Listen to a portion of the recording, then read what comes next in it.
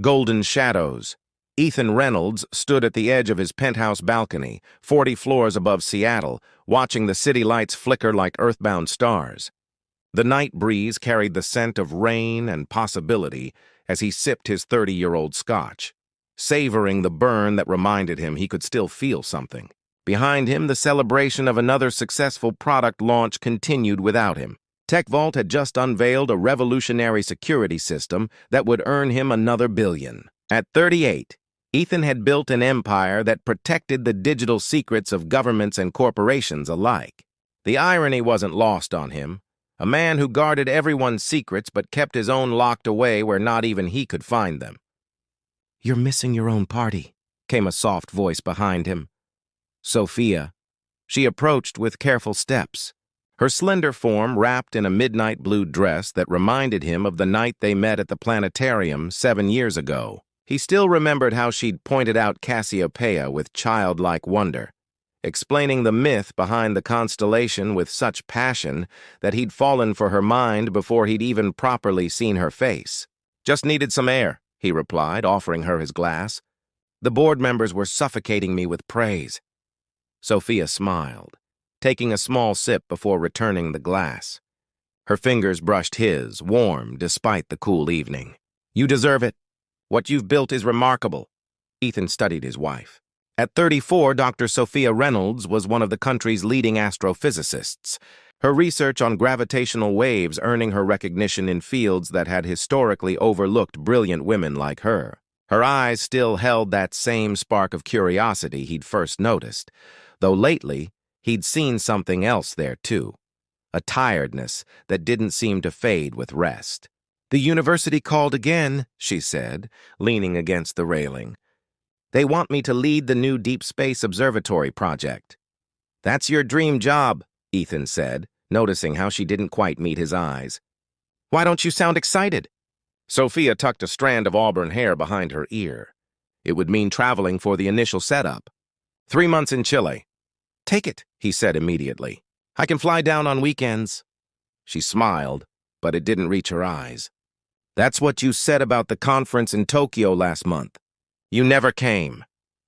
The accusation hung between them as vast as the space she studied. Ethan felt a familiar irritation rise. The Sherman account was falling apart. "I couldn't just leave." "You never can," she whispered, so softly he almost missed it. Inside, someone called for Ethan. Another toast, another celebration of his genius. Before he could respond, Sophia swayed slightly, her hand gripping the railing. "Are you okay?" he asked, reaching for her elbow. "Just tired," she said, straightening. "I haven't been sleeping well." "Maybe you should see Dr. Keller again," Ethan suggested, referring to the physician who had examined her after several similar episodes. "He says it's just exhaustion," Sophia replied with a dismissive wave. "Nothing a vacation wouldn't cure." Ethan's phone vibrated in his pocket, his CFO with urgent news about their stock price. "Take one then," he said, already checking the message. "Go somewhere sunny before Chile. I'll try to join you." Sophia watched him, her expression unreadable. "You know what I see when I look at the stars, Ethan? I see that everything that seems permanent is actually fleeting. Even the brightest stars burn out." He looked up from his phone, momentarily struck by the sadness in her voice. But before he could respond, his assistant appeared at the door. "Mr. Reynolds, the investors are asking for you." Ethan nodded, downed the rest of his scotch, and pressed a quick kiss to Sophia's forehead. "We'll talk more later," he promised, already turning away, missing the single tear that slipped down his wife's cheek as she gazed up at the night sky, searching for answers among the distant lights. Fading light. 3 months passed, and Sophia never went to Chile. The observatory project proceeded without her after she declined the position, citing personal reasons that raised eyebrows among her colleagues. Instead, she spent more time at home, in the glass-walled study Ethan had built for her, where star charts and complex equations filled digital screens. It was there that Ethan found her one evening, slumped over her desk, a small pool of blood beside her hand where her nose had bled. "Sophia!" He rushed to her side, heart hammering against his ribs as he gently shook her shoulder. She stirred slowly, blinking in confusion. "Ethan? You're home early? It's 9 o'clock," he said, helping her sit up. "You're bleeding." Sophia touched her nose, seeming unsurprised by the blood. "It happens sometimes now," she murmured, reaching for a tissue. "The doctor says it's related to my condition." "What condition?" Ethan felt ice forming in his veins. "What aren't you telling me?" Her hazel eyes met his, clear despite her pallor. "I've been seeing specialists for the past 2 months. The fatigue, the dizziness, the nosebleeds, they're symptoms of a rare blood disorder. It's called aplastic anemia." Ethan stared at her, processing the words. "And you didn't think to tell me?" "I tried," she said quietly. 3 times. But there was always a crisis at work, a meeting you couldn't miss, a call you had to take. He stepped back as if she'd struck him. "That's not fair." "I would have—" "What?" Sophia interrupted, her voice suddenly sharp. "Listened?" "Put down your phone. Looked at me instead of through me." The accusation stung because it carried the weight of truth. When had he stopped seeing her? When had his success become more important than the woman who had believed in him before anyone else did? "How serious is it?" he asked instead, retreating to safer ground, facts, problems to be solved. "Serious enough," she answered, standing with a careful steadiness that betrayed how weak she truly felt. "The treatments are aggressive. I start next week." Ethan nodded, his mind already racing ahead. "I'll call Dr. Brenner. He's the best hematologist on the West Coast. And we can fly to Mayo Clinic for a second opinion." Sophia placed a hand on his arm. "I've already seen Brenner." "And Johns Hopkins. What I need isn't another doctor, Ethan." He looked at her blankly. "I need my husband," she said simply. The words hung between them, heavy with all they had left unsaid over the years. Ethan felt suddenly lost, standing in his own home, facing a battle he couldn't win with money or influence. "I'll reschedule my meetings next week," he said finally. "I'll come with you to the treatments." Sophia smiled, but her eyes held resignation. "That would be nice," she said, though her tone suggested she didn't believe him. That night, as Sophia slept restlessly beside him, Ethan lay awake, staring at the ceiling. He'd built an empire by anticipating problems, by controlling variables, by never showing weakness. Now, faced with his wife's mortality, he felt utterly powerless. When morning came, his phone rang with an emergency at their Tokyo office. A security breach threatened millions in assets. Without thinking, he slipped out of bed, dressed silently, and left a note promising to be back soon. He was in Singapore when Sophia began her first round of treatment. He sent flowers and called between meetings, telling himself it was enough. By the time he returned a week later, something had changed in her eyes when she looked at him. The light of expectation had dimmed, replaced by quiet acceptance. And still life continued. Sophia's health deteriorated while Ethan's company flourished. The distance between them grew, measured not in miles, but in all the words they no longer said to each other. The eclipse winter arrived, bringing with it the coldest December in Seattle's recent history. Ice formed on the edges of Lake Washington, and frost patterns decorated the windows of the Reynolds penthouse like delicate constellations. Inside, Sophia sat wrapped in blankets, watching a documentary about supernovas. 6 months into her treatment, her once vibrant auburn hair had fallen out completely, replaced by a silk scarf in midnight blue, the color of the dress she'd worn the night her world began to collapse. Her body had grown thin, almost translucent, but her mind remained as sharp as ever. The elevator chimed, announcing Ethan's return. She didn't turn her head. "You're still up," he said, loosening his tie as he entered the living room. His eyes fell on the screen where stars exploded in brilliant bursts of light. "More space documentaries?" "Did you know," Sophia said, her voice soft but steady, "that when massive stars die, they create the most spectacular light shows in the universe? All that energy released in one final magnificent moment." Ethan shifted uncomfortably. "Sounds morbid."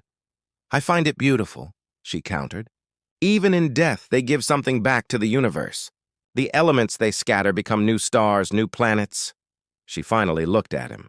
"Nothing is truly lost, just transformed." Ethan placed his briefcase on the coffee table and sat beside her, maintaining a careful distance. How was your appointment today? The same, she replied. The treatment isn't working as well as they'd hoped. Dr. Brenner wants to try a more aggressive approach. Then we'll do that, Ethan said decisively. Whatever it takes. Sophia turned to him fully now, studying his face. Why? What do you mean, why? Because we need to make you better. Do we? She asked. Or do you just need the problem to go away so you can get back to your normal life? Ethan stood abruptly. That's not fair, isn't it? Sophia's voice remained calm, which somehow made it worse. You've missed 16 of my 22 appointments. You scheduled a conference call during my bone marrow biopsy. You sleep in the guest room now because my night sweats disturb your rest. I'm trying to keep the company afloat, he snapped. Someone has to pay for all these treatments. The moment the words left his mouth, he knew he'd crossed a line. Sophia flinched as if he'd struck her. Is that what I am to you now? She whispered. A financial burden? That's not what I meant, he backtracked, but the damage was done. Sophia stood slowly, her legs trembling with the effort. When we married, you told me I was your star, the light you'd follow home. But stars need space to shine, Ethan, and you've given me nothing but shadows. She moved past him toward their bedroom, but paused at the doorway. I'm going to my sister's tomorrow. I need some time away from this. For how long? He asked, panic rising in his chest. Sophia shrugged, a gesture so unlike her usual precise movements. Does it matter? You're hardly here anyway. That night, they slept in separate rooms for the first time since their marriage. In the morning, Ethan woke to find Sophia's suitcase by the door and her sister Rachel waiting in the living room. She's saying goodbye to her study, Rachel said, her eyes cold as she regarded him. You know, she turned down the chili project because the doctor suspected her condition even then. She gave up her dream to stay close to you, hoping you'd notice when she started to fade. Ethan felt sick. I didn't know. You didn't want to know, Rachel corrected him. It was easier to see her as weak than to face the possibility of losing her. Before he could respond, Sophia emerged from her study, clutching a small notebook to her chest. I'm ready, she said to Rachel, not looking at Ethan. He stepped forward. Sophia, please, stay. I'll do better. She finally met his gaze, and the sadness there made his chest ache. That's the problem, Ethan. You see this as another project to succeed at. But I'm not a company you can fix with enough time and resources. I'm just a woman who wanted to be loved, even in her brokenness. As the elevator doors closed behind her, Ethan stood alone in the vast penthouse, surrounded by everything money could buy and nothing that truly mattered. Darkness falls. February brought news that shattered Ethan's world. The call came from Rachel, her voice hollow and distant over the phone. She's gone, she said simply. Last night in her sleep, it was peaceful. The words washed over him like ice water, numbing him from the inside out. Sophia had been at Rachel's lakeside cabin for 3 weeks. 3 weeks of unanswered calls and brief text messages. 3 weeks of him telling himself she just needed space, that there would be time to make amends. Now time had run out. The funeral was small, attended by Sophia's colleagues from the university and a handful of friends. Ethan sat in the front row, a stranger among those who had truly known his wife in her final days. He listened as they spoke of her brilliance, her kindness, her unwavering fascination with the stars above. Not one person mentioned her marriage or the man she had chosen to spend her life with. When it was over, Rachel approached him, holding a worn leather notebook and a small brass key. She wanted you to have these, she said, her voice softening slightly. The key is to her storage unit. She said you'd understand when you saw it. Ethan took the items wordlessly, unable to meet Rachel's eyes. She didn't hate you, you know, Rachel added quietly. That would have been easier. She loved you until the end. That was her tragedy. Days passed in a blur. Ethan moved through his life like a ghost, attending meetings and making decisions without really being present. At night, he would sit on the balcony where he and Sophia had last truly spoken, staring up at stars he couldn't name. A week after the funeral, he finally opened her notebook. Inside, he found not the scientific equations he expected, but page after page of letters, all addressed to him, dated from the first day of her diagnosis. Ethan, The doctor confirmed what I've suspected for weeks. My body is at war with itself. How strange to think the same blood that gives me life is now determined to take it away. I haven't told you yet. There was excitement in your eyes today about the new security protocol, and I couldn't bear to dim that light. Tomorrow, perhaps. Tomorrow I'll find the words. He turned the pages with trembling hands, reading entry after entry. Some were angry, full of the hurt he'd caused with his absence. Others were tender, recalling moments from their early days together. But it was the final entry, dated just 3 days before her death, that broke him completely. My dearest Ethan, by the time you read this, I'll be among my beloved stars. Don't grieve too deeply for what we lost. Instead, remember what we had. You once asked me why I was so fascinated by astronomy. I told you it was because stars remind us how small we are. But that wasn't the whole truth. What fascinates me is not their distance, but their persistence, how their light travels across impossible distances just to reach us, how they continue to shine long after they're gone. I've left something for you at the storage unit, not to punish you, but to show you what I saw when I looked at you. Not the man you became, but the man you still could be. My time is ending, but yours continues. Don't waste it building walls instead of bridges. I loved you imperfectly, as all humans do. And I forgive you for the same reason. Forever your star, Sophia. The next morning, Ethan drove to the storage facility on the outskirts of the city. Unit 42, Sophia's favorite number. The answer to the ultimate question of life, from that science fiction book she loved. His hands shook as he turned the key and lifted the rolling door. Inside was not the collection of personal belongings he had expected, but a makeshift astronomy lab. Star charts covered the walls, and in the center stood a high-powered telescope pointed at a skylight installed in the ceiling. Beside it was a desk with a computer and a sealed envelope with his name. Inside the envelope was a single piece of paper with coordinates and a date, 476062 degree N. 100 The W, April 15th. Below it, Sophia had written, "For when you're ready to look up again." Attached was a certificate confirming the naming of a star, Ethan's Light. The accompanying note explained that this star would be visible from Seattle on the specified date, their anniversary. As understanding dawned, Ethan sank to his knees among the remnants of his wife's passion, surrounded by the universe she had tried so desperately to share with him. In the quiet of that storage unit, facing the immensity of what he had lost, Ethan Reynolds finally broke down and wept.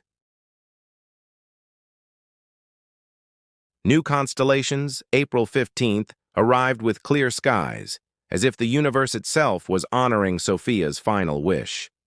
Ethan stood on the rooftop of the Space Needle, the coordinates from Sophia's note leading him to this exact spot at this exact time.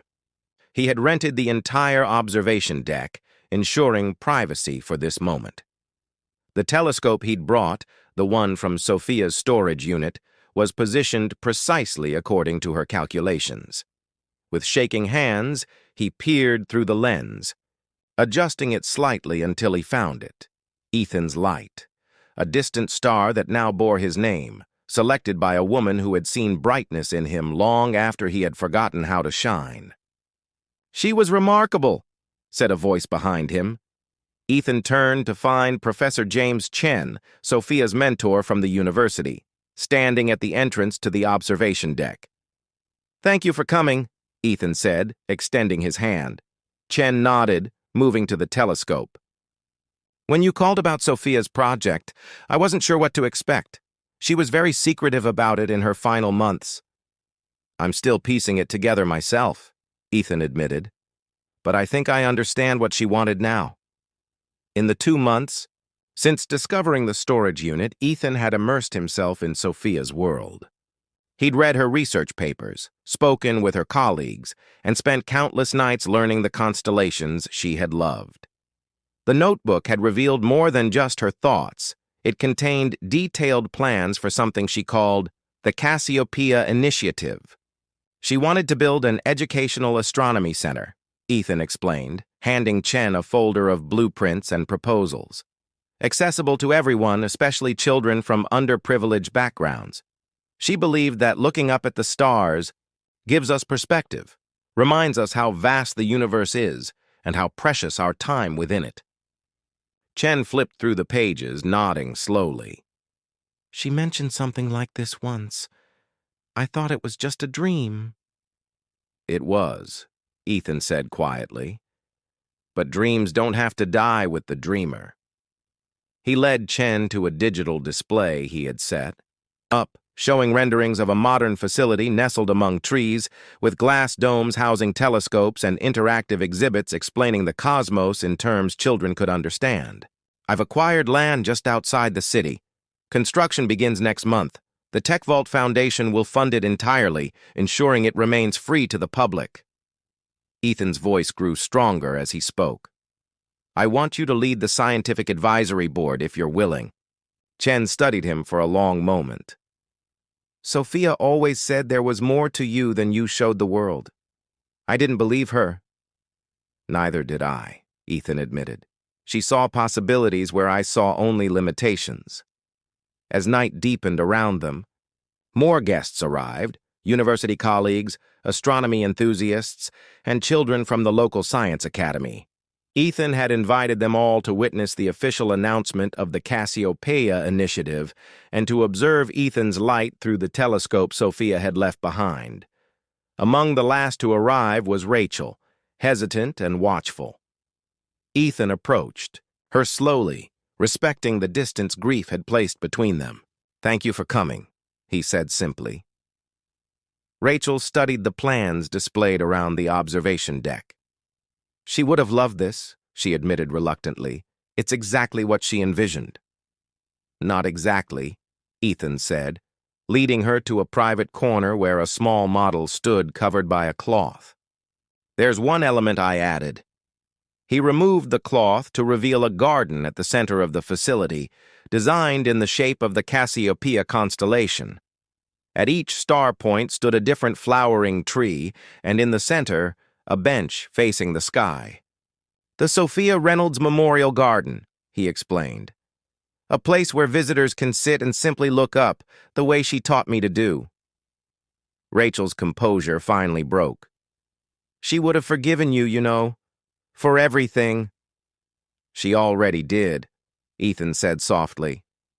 Now I'm learning to forgive myself. As midnight approached, Ethan gathered everyone around the telescope. One by one, each guest observed Ethan's light, a distant sun that would continue to shine for billions of years. When the last guest had gone, Ethan remained alone on the observation deck, gazing up at the night sky with naked eyes. The stars no longer seemed cold or distant, but like old friends Sophia had introduced him to, waiting patiently for him to notice them. From his pocket, he withdrew the final page from Sophia's notebook, one he hadn't shared with anyone else. On it, she had written a quote from her favorite poet. The cosmos is within us. We are made of star stuff. We are a way for the universe to know itself. Below it, in her elegant handwriting, she had added, and to love itself through us. Look up, Ethan. I'm always there. In the years that followed, the Cassiopeia initiative grew beyond even Sophia's ambitious vision. Ethan stepped back from daily operations at Tech Vault, focusing instead on expanding the program to cities across the country. Children who might never have seen beyond their circumstances found inspiration in the stars, just as Sophia had intended. And on clear nights, Ethan would often be found in the memorial garden, seated on the bench with a telescope nearby, teaching young visitors about the constellations and about a brilliant astrophysicist who had once taught a man obsessed with securing the digital world how to open his heart to the infinite possibilities above.